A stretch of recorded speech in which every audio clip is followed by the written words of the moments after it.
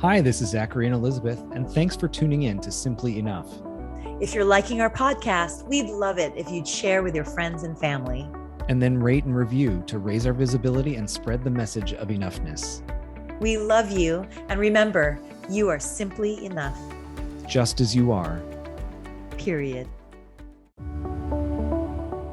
Welcome to Simply Enough, where we celebrate you. Because you are enough. Just as you are.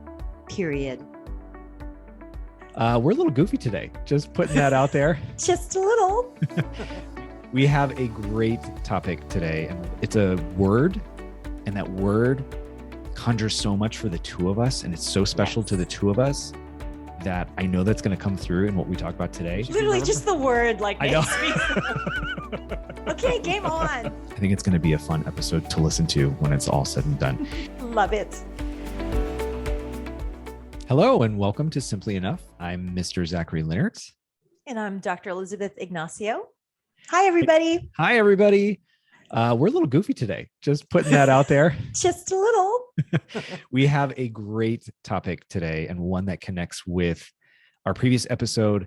It's speaking to me, which is why I put forward that I would like to talk about this today. So I'm going to kick it off, and then I am excited to see where this goes, particularly because, Elizabeth, I love hearing you talk about this. So I'm just excited love to talk about it.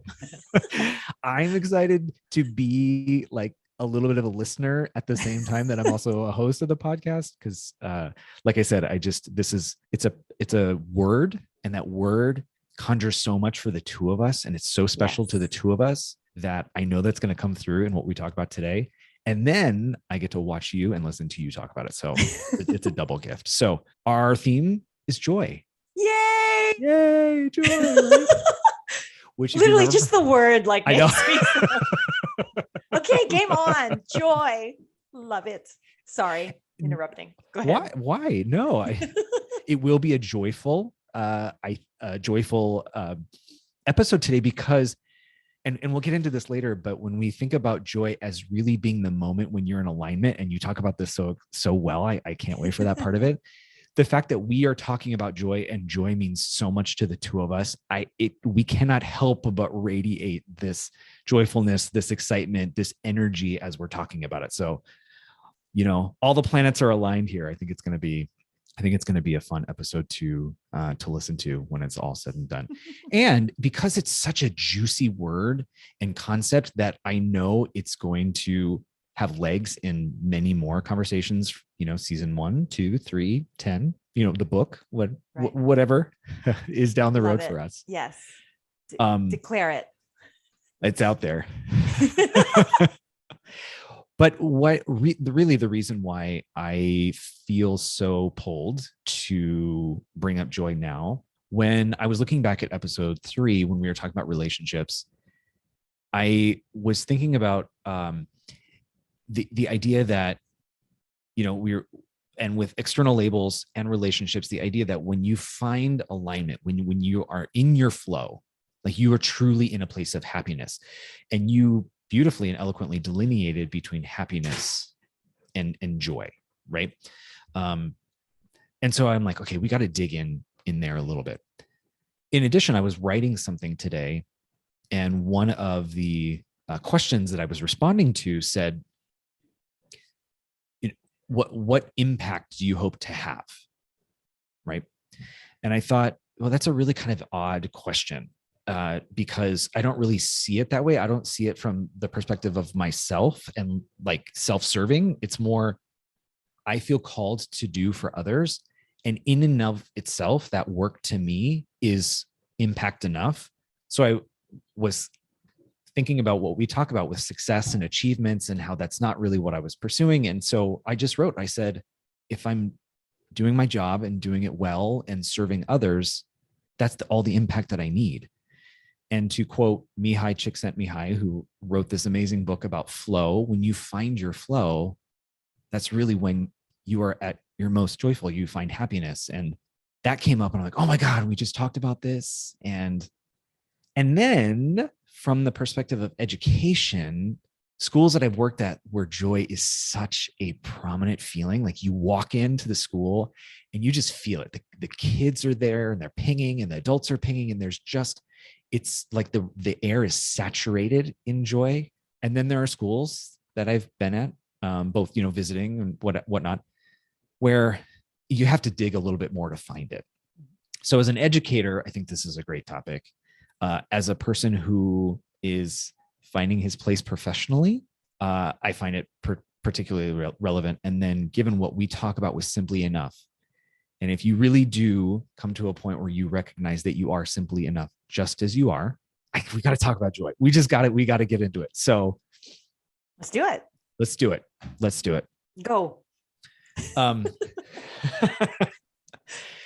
When I was looking for a job, ultimately that took me to Hawaii, I was asked by another school that I was interviewing with, what is the single word that personifies or captures my approach as an educator? And I picked the word joy. And you're never going to believe this. This interview did not go well. Let me just put that out, right? Like it was not, this was not the school that wanted that word to show up. So I'll just say that. And the interviewer said to me, "Oh, so you want to work at a school that's just all fun and play?" And for whatever reason, like, this was quite a few years ago. And Zachary back then would get a little testy. He wasn't as grounded. He'd get a little defensive. And that's okay. And that's okay. But I was like in such a resolute place and confident place in my appreciation for joy and importance of joy being a critical component of education, that I said, well, those are features of a joyful environment. But other features of a joyful environment are when people are energized by what they do, when students are excited, and they don't realize that 2 hours have gone by. So it's less about specific components and more about an energy of truly finding it is what drives you and right. what excites you. And just as a refresher for those who might not have listened to the other episodes and are just tuning in for the first time, as you alluded to, we talked about the difference between happiness and joy. Exactly. And happiness is very situational and circumstantial, Mm-hmm. and thus can be ephemeral and fleeting. Joy is a state of being. We're not human doings, we're human beings. Right. So joy is a state that one is in. And so that interviewer was looking at stereotypical components and descriptions and circumstances of rainbows and unicorns. Yeah. And quite frankly, joy isn't rainbow and unicorns. It's not ignoring the negative. Shit happens. Right. Life is life. Right. But if one is in a state of joy, then while shit is happening and we're not ignoring the hardships and the trials and the tribulations and the shit, we're not ignoring it. We're not, putting a happy face sticker on an empty fuel gauge in your car.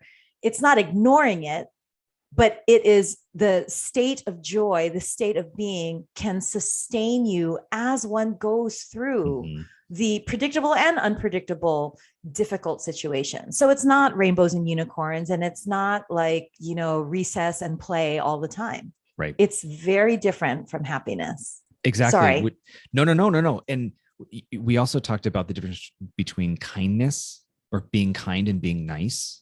Mm-hmm. I think there's an important delineation, which is why this, I think, we need to set this, this understanding up front now, because you and I do operate from that understanding of joy, which is it's a state of being, and it's different than happiness.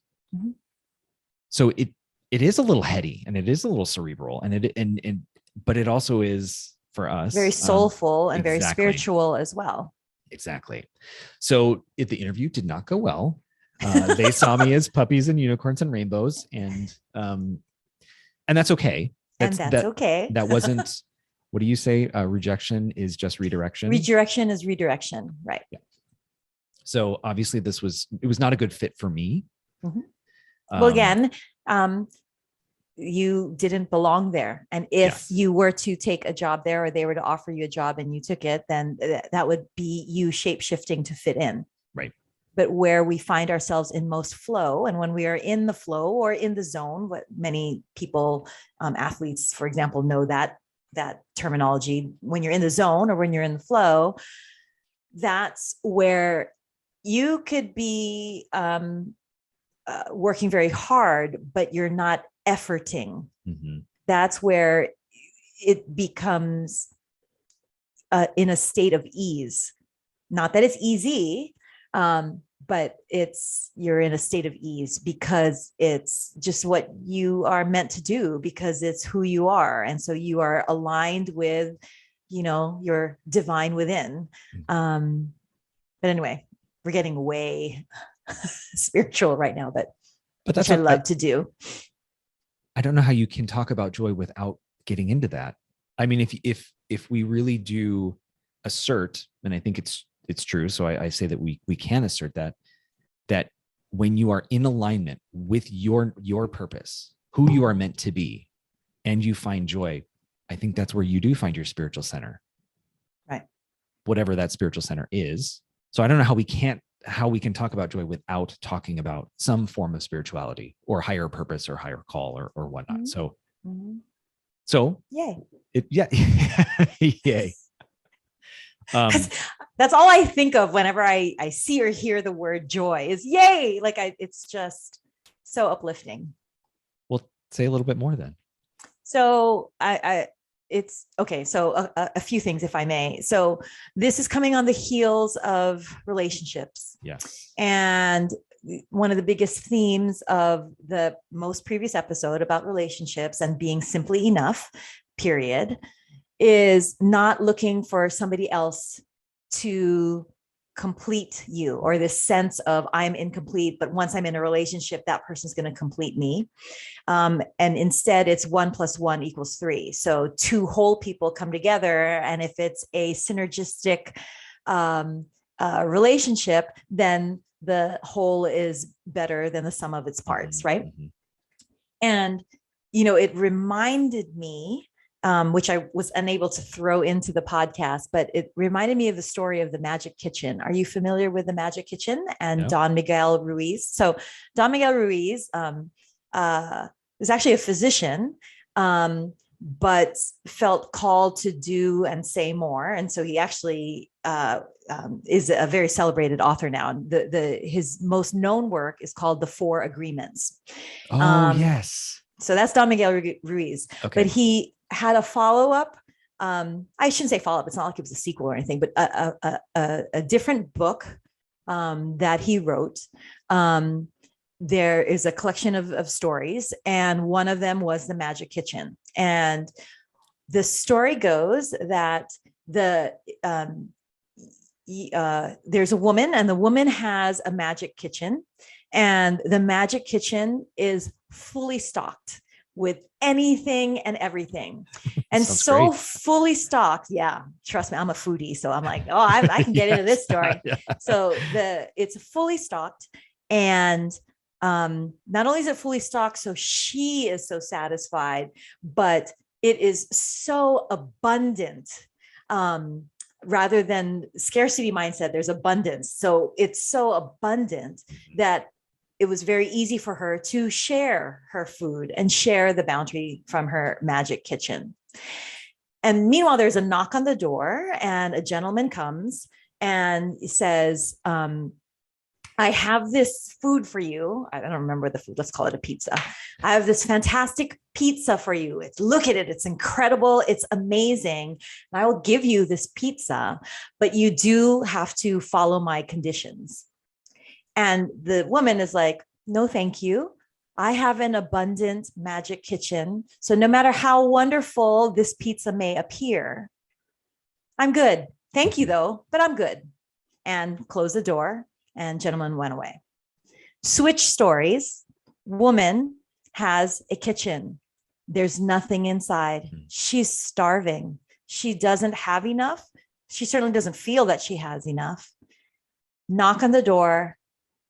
Gentleman is at the door with a greasy, no topping pizza. It looks The disgusting. horror. I think it might have like fallen on the ground, and then he put it back in the box and is offering it to her and says, I have this pizza.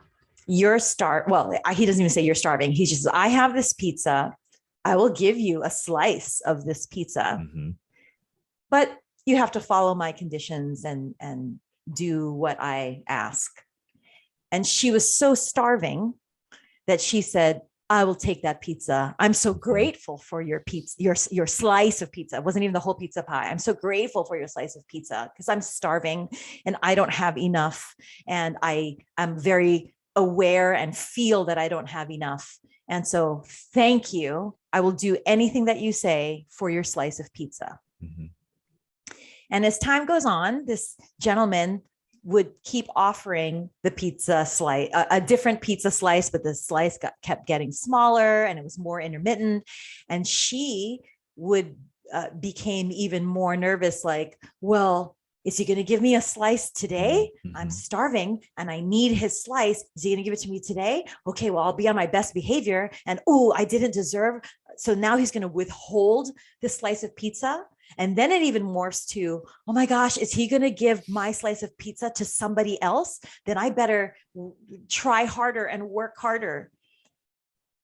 And Don Miguel Ruiz is saying that that kitchen is your love for yourself and your sense of enoughness.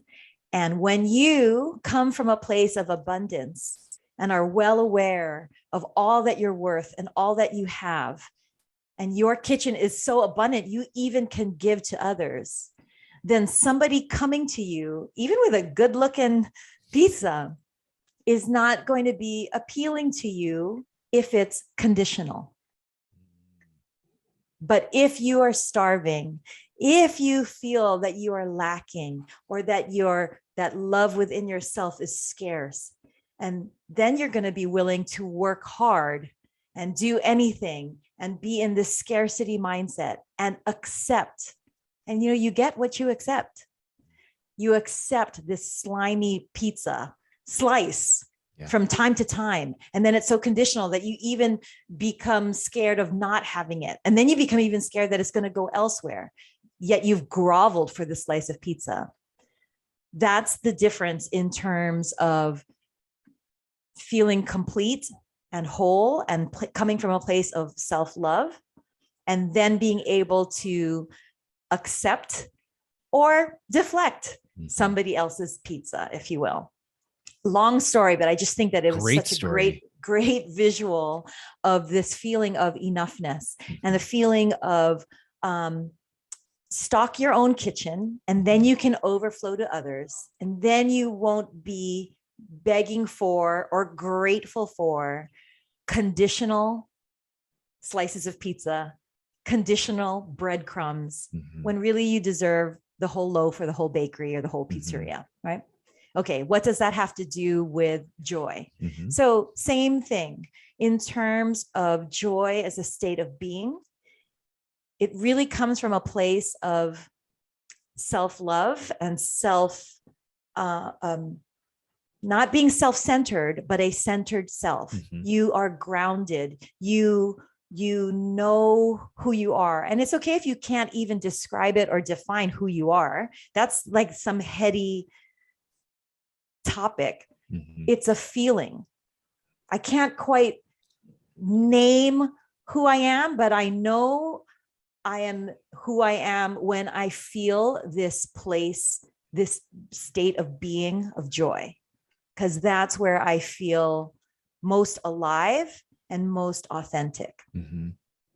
So that's where we're coming off of relationships. And primarily what we were talking about is romantic relationships. But today, we said in episode 1, your longest relationship in your lifetime is your relationship with yourself. And you bring yourself to every type of relationship throughout your life, whether it's romantic, whether it's as a student, whether it's as a classmate, whether it's as a teammate, or even in the work environment. So here you are answering this question today about impact and where you get your joy. When you find your joy, that is how you are impactful. And it just comes from that place of joy that you are then impactful, and not, by the way, influential, right? Right. It's not about being a social influencer. No disrespect to any of you guys who pride yourselves on being social media influencers, but it's being an impactor and having impact.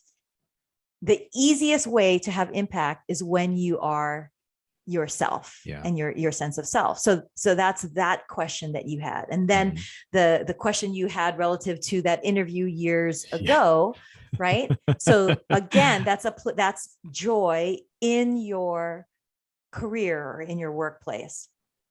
So for me, for my story, and I'm sorry, I know I'm talking so much, but I told you, I warned you, I'm like, okay, if you want to talk about joy, we're going to go there, because I can go anywhere with the topic of joy. I said I like hearing you talk about this. So I'm like a kid in a candy store or whatever, because I'm just like, keep going. And I again, that, that sponge is starting to get filled up, but I have some really good follow-up questions. So I am with you. I am on your train. You drive it. Okay. Because I love joy. I just love the topic. It just juices me. So speaking of juicing, for those of you who are, no, we're not talking nutrition and kale smoothies.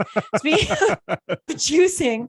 So for those of you watching us, as opposed to just listening, for those of you guys watching, I'm in my scrubs. And that's because, Zachary knows, we set a time for us to do this recording. And I had surgeries today. Again, for those of you who are just tuning in, I'm an orthopedic surgeon. And so I had surgeries this morning. And so I asked you, okay, I'm done with my surgeries. I'm headed, to do this recording. I can either, do it early, or you had a little bit of homework that you wanted me to do. So do you want me to do the homework and then we'll just meet at a regular time? Yeah. And, you texted back so graciously. You said, no, take your time, do the homework because it'll help. But also that way you can kind of decompress from having had 3 surgeries in, 3 hours. And I just so naturally texted back and I said, decompress. Quick, I'm juiced. You're juiced. Like I'm in the zone. I'm in the flow. That's how I know, when I have my surgery days, like I can do that, ad nauseum, without fatigue, like indefatigable energy. Right. And that's how I know. And that's how I knew that I was meant to be a surgeon, and that it wasn't a job and it wasn't a career. It was a vocation. I was called to do it because I'm actually energized by doing it. And so that's why I'm still in my scrubs, because I actually, looking fly in your scrubs. No, it's just because I didn't even change clothes, because I was like, no, I'm juiced. Let's go. I have energy. I don't need to decompress. And many, many people, I've been asked this question so often, which is, why did you choose orthopedic surgery? Especially, again, like we said in the first or maybe second episode, it could seemingly be construed as an uphill battle. 94% of the world's orthopedists are males. So I was, the first female orthopedist, in many steps of my career. Wow. So why take that on? And I'm just kind of like, well, I didn't think about those things. It wasn't about the hardship, and it wasn't about like, what do I have to prove? Truth be told, I wish I could come up. And because I've been asked this so many times, I really do wish I could come up with a more academic, astute, impressive answer. I don't have an impressive answer, because my honest answer is the reason why I chose orthopedics is it was the most fun for me. That is impressive. It was no, but it wasn't, it's not meant to impress. That's literally my just being honest and being like, I wish I could say, and of course this is part of the joy, but I wish I could say like, well, I really love the musculoskeletal system and I enjoy the biomechanics of, and the biomechanics and the function of the musculoskeletal system. But it's not, it's literally like, I have the most joy. Like, I just think it's so cool watching people, how their function is improved because of, whatever role I might have had in it. And honestly, even that's too academic. I literally just had the most fun, power tools and hanging out with, like-minded people. It it's just where I would be in a zone, and I just felt like I belonged. And I didn't even know orthopedic surgery. I always knew that I wanted to be a doctor. I just knew that since I was like 4 years old, but I didn't know what kind. And quite frankly, to be honest, I came into medical school with preconceived notions of what kind of doctor I would be. And orthopedic surgery was not on my radar. Yeah. I didn't know it was even a specialty until my third year med school rotation. And the hours were long, like literally, this is during the times where there were not work hour restrictions, which there are now in the 21st century. But back then in the surgical rotations, you show up at like 4 a.m., you round on the patients, you work through the day, through the night, if you're on call. So you're staying at the hospital and you're working, and you go till the next morning, and then you continue on through the day till the next evening. So those are long hours, like what is that, 36 hours?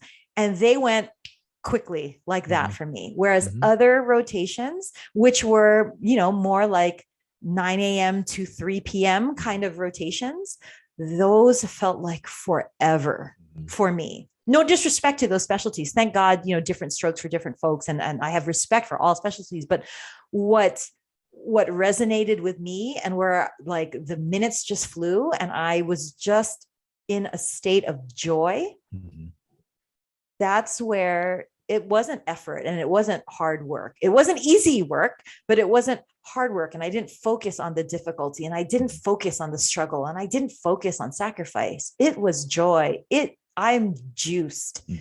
And when you're in that state of flow, of being juiced, or you're in the zone, that's how you know you're aligned. And so tapping in and being aware of when one is in a state of joy versus when one is in a state of angst, that's how you can decide where and how you are your best self. And then once you find that, it's then you're your best self for others, and you overflow for others.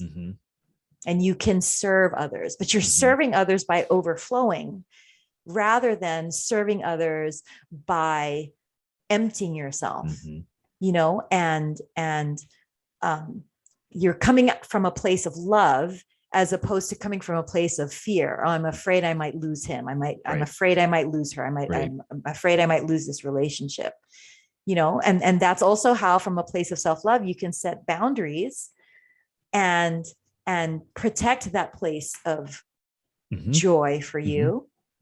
There's a saying, you don't have to set yourself afire to keep somebody else warm. Right? Yes. Right. And that's, again, from a place of self-love, that's how you can overflow to others, because you are able to, set boundaries and know and protect and honor and respect this sense of joy within you. Brene Brown, I love her. She tells her own children, and specifically her own daughter, because sometimes we women in particular, because we are nurtured to be so self-sacrificial that it's beyond nurturing at this point. Now you're literally like, depleting yourself. The giving tree. You're the giving tree. Oh, don't talk to me about I know. that book. I know. Don't talk to me about that book. I know. But anyway, there was a rewrite to that ending, and I just love that. But anyway, so Brene Brown has taught her own children, especially her daughter, that who you are, your sacred self, this soul-filled self, where your joy is like a flame or a candle.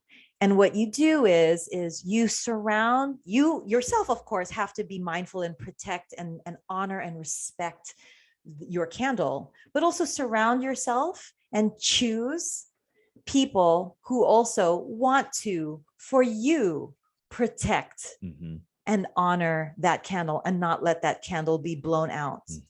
And back to where we're saying it's not all rainbows and unicorns. There will be hardships and times in life where you can barely hold your own candle. Surround yourself with people who they will then surround you to protect that candle when you have no strength anymore to even hold that candle. That's relationship. That's healthy. That's love overflowing. And that's joy. Okay, amen. Sorry. No, okay. So I wrote down some things because I was so enjoying your flow, right? But this is why this is such a big topic and so important for us to talk about, and also just, I think, important for our viewers and listeners to also get a sense of us too. Like, yeah. Quick little story about Dr. Elizabeth Ignacio is that I had, and you just reminded me of this story, so I'm going to share it. I don't. This was and not. I think it's because well, no, this is not pre-authorized. No, it's not. But you know the story. You just shared it. So, evidence of joy. I think it's easy to simplify it and say joy is laughter and smiling. And no, it's actually, it's protection, it's defense, it's work, right? However, when somebody truly is in their state of joy, a state of being, there are manifestations of joy that I think are infectious. Now, I tore my labrum in my shoulder when I was like 14. I was playing baseball and never got it fixed. Finally got it fixed, and then had complications just from the surgery with mobility. Okay, wait, I didn't do the surgery, everybody. No, you didn't. Yes. Since sorry, you that happened pre-Hawaii. Wait, I didn't do the surgery. Pre-Hawaii. But then in Hawaii, I was having some pain and whatnot. So I set up an appointment with one of the world's best orthopedic surgeons in Hawaii. She just happened to be Dr. Elizabeth Ignacio. And I was sitting in the patient waiting room waiting for you to come in. And we knew each other like well at this point. So I knew I was in good hands with somebody who I love and adore and whatnot. But I never got to see you in your place of work. So speaking of being juiced, I'm sitting in that room. And we all have that moment of like, okay, when does the doctor come in? I don't know what the results are going to be. Am I going to need surgery? Like it's such a weird holding pattern in your life, right? There's so many unresolved questions and you just want somebody to take care of you. And I knew I was in good hands. And I just hear your laughter coming through, just permeating the room. And for those of you just coming in, you probably have already figured out that Dr. Ignacio has one of the best, most infectious laughs.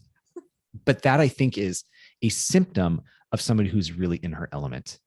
So I got to be in your place of work, which is at that point, place of vocation, let's call it that, and just hear and then benefit from your energy, so that when you came in and I had this like stupid grin on my face, which I have right now. And I said to you, well, what did I say to you? Totally had me thrown off that you're telling this story. So you, I hadn't even like opened the door fully into the exam room where you were sitting. But what little I had already opened, I could already see your gleaming white teeth smiling. And you said, I could hear your laughter and I'm already feeling better because of hearing your laughter. Mm-hmm. And which, so to me, sounds like a cackle, but okay. I mean, you use that word in kind of a pejorative sense, but it is a little bit of a cackle, but I don't mean it the same way you mean it. So nonetheless, as evidence of joy and also being able to see your light shine at its fullest, what a gift for me. And then my light shined even brighter just because of witnessing your joy. So evidence of joy. Also, I think, to kind of like spin it a little bit, is that evidence of joy doesn't just mean puppies and rainbows, right? It means no, thank you, which is what the woman did in the story. She said no, right? And boundary setting, as you talked about, is a critical part of joy. Okay. Very much so. Yes. I think you're going to be kind of surprised in the direction that I go with this next part. We really directed last episode towards adolescence, and you found a profession that aligned with a vocation, and that is, where you feel that strongest sense of being in joy and whatnot.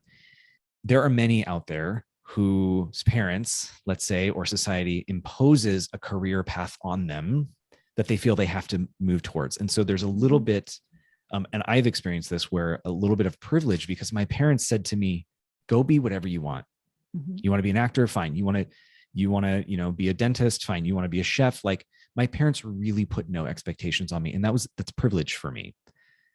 What can we say to adolescents who maybe they feel that hum, right? They found their groove and then are stuck with like, this is, I think, what I feel pulled to do. I don't know if I can pursue it, or who am I going to let down? Or, the work of defending their joys. If we can just take a moment to circle back with our younger audience members, and maybe even our adult audience members who are struggling, because maybe there is something that really energizes them that's not a part of their life. And let me also temper this with a little bit of, not every job is going to be the job that fulfills you. You may just have to pay the bills, but there may be something else that pushes you. Like you're the choir director for your church, or you just love to bake. And so after hours, you enjoy baking. I think whatever it is, it doesn't have to be that which brings you money, but it's something in your life that keeps you humming. What would we say to our younger audiences that are struggling with maybe a pursuit that they feel they can't actually go towards? So it's funny that you say that, and I can speak relative to adolescence, but also as an adult, which we'll get to. So it's, first of all, and yes, even adults need to hear this, is when one taps into this sense of joy, then again, that's where things feel easier. Mm-hmm. Or and in things feeling easier, and there's still busy work, and there's still things to get her done, but the feeling of what it takes to get her done is far less burdensome. Yes. And therefore the trajectory, the velocity of progress, for lack of a better word, is quicker. Yeah. When there is a lessening of the sense of effort. So for example, my 5 years looking back on my slavery, I meant surgical residency. No, but looking, no. I was like, oh, she just said slavery. Whoa. Yeah. So no, it's just hard labor. Yes. But I look back, and I'm 50 years old now, so clearly that's nothing that I could ever do again. But looking back, and not through rose-colored glasses, I'm not in denial about the tests and trials throughout those 5 years. It wasn't easy, but just because something isn't like easy, mm-hmm. doesn't mean that it's automatically hard. Yes. And what I mean by that is the my 5 years of residency, which is what's required to be an orthopedic surgeon. My 5 years of residency was long hours, sleepless nights, fatigue, all kinds of things. So again, not rainbows and unicorns, but my just kind of acceptance of it and commitment to it, and just realizing like, well, this is part of what it takes in order for me to do what I feel called to do. It just it just didn't feel as hard as it sounds. Mm-hmm. Just because but it wasn't easy. I'm not romanticizing it, but it just it didn't feel as hard as it sounds. Yeah. Yep. And that will be the case, for our youth as they're finding themselves, is tap into that sense of feeling.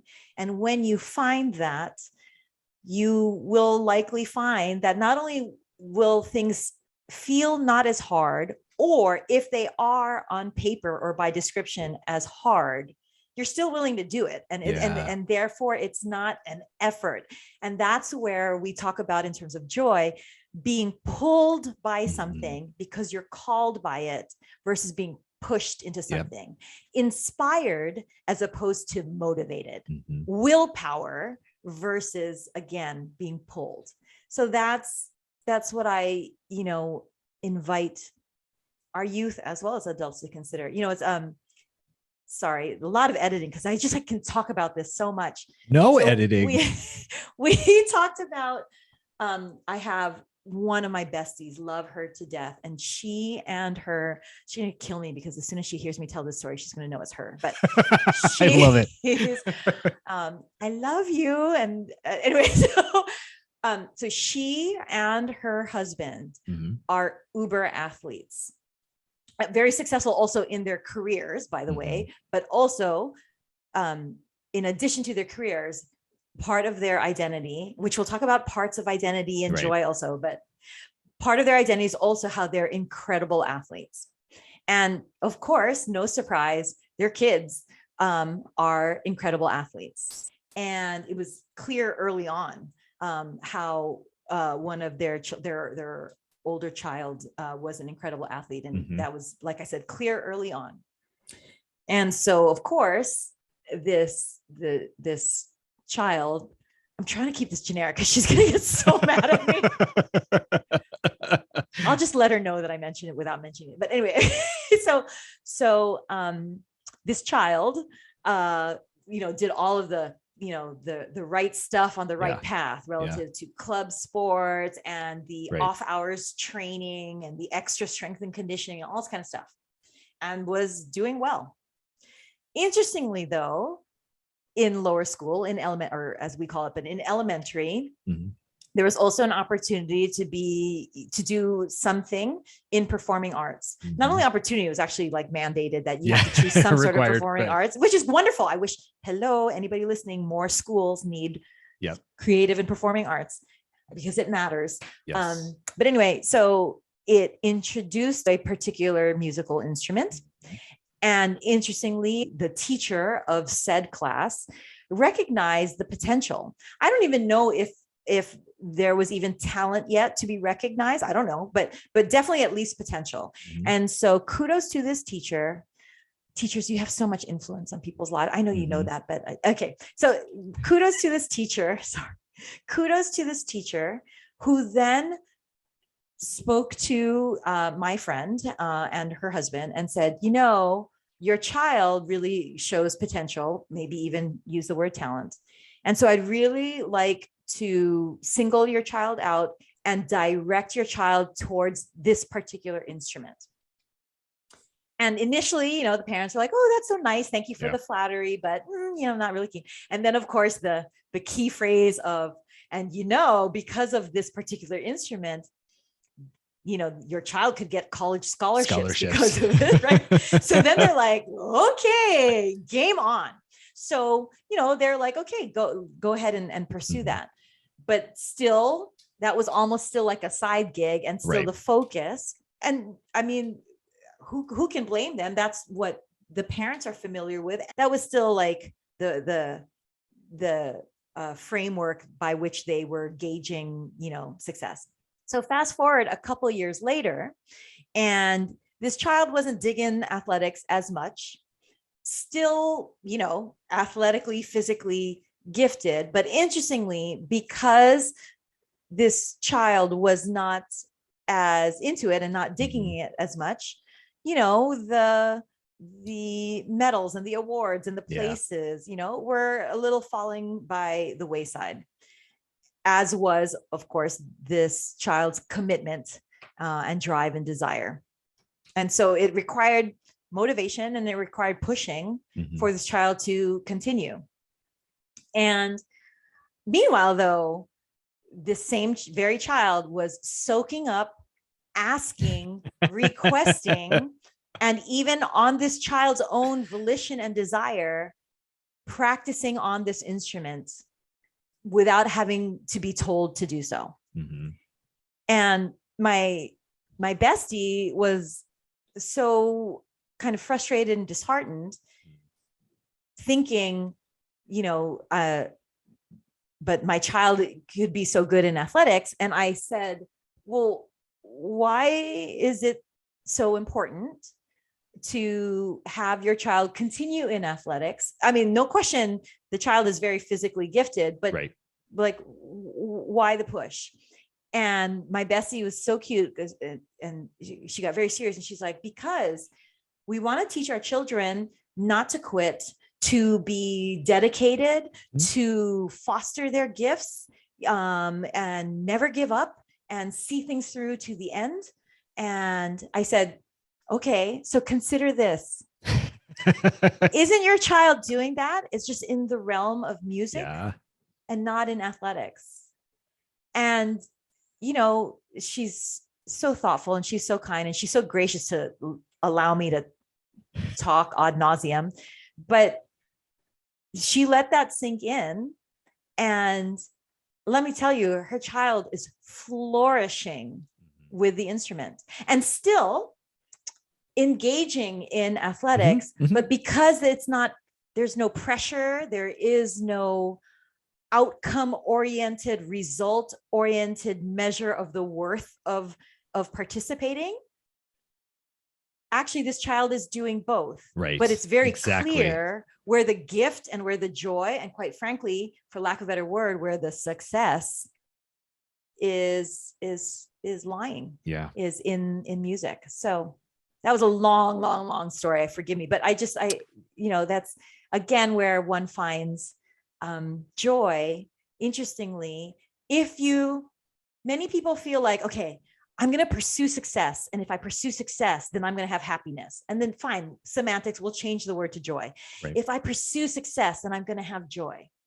Actually, isn't it easier and more fun, really, to pursue joy? And from that, success comes. Yeah, absolutely. So there are many, many measures of success. I choose to acknowledge only joy, and then the success follows. Having said that, okay, so sorry, I warned you I was going to talk a lot. I'm sorry, reader, sorry, listeners, sorry, viewers, sorry, Zachary. What? I just love this topic. So adults. Well, okay, let me just say this before. Okay. So we're I think we're almost to like the 40-minute mark. Oh, we're like almost at 50 minutes. 2 episodes. So I would say yes, like let's, for those of you just, maybe this is the first episode, we typically try to have kind of a takeaway at the end. And I think our takeaway is we're going to pause and we're going to continue this because we're just there. We're in the zone, right? We've got so many other things that we want to talk about. So I think it's a good moment for us to pause and consider a part 2 to joy. Yay. Right? Joy again. Joy all over again. So I think we should start the next episode with the connection to the adults. Let's do that. What do you think? I love it. Yeah? I love it. Okay. So stay with us. Come back. Stay with us. Sorry, I won't talk as much in the next episode. It's just in the flow. Well, and that's why true story, I looked at the clock and I'm like 47 minutes because exactly. Time just goes, and everyone has that experience. And that's why I think we have to connect it to the adults, because it's so easy when we get older to just, I think, become a little crotchety about it. Like joy's for kids, or, kind of, that's what we all sound like in our head. Right? But that's not true. It's not true. And you at 40 years old and me at 50 years old, we are opposite. Hello, I'm 50, you're 40. Oh. But okay. Ooh, I'm liking this joy topic. We are defenders of joy, and joy is a state of being that takes you until your very last breath. So with that, why don't we say, come back. Except one last thing. Go. So we often talk about me and I being simply enough. Here's the take home. Joy is simply enough. Period. Okay, come back. Bye. Okay, bye.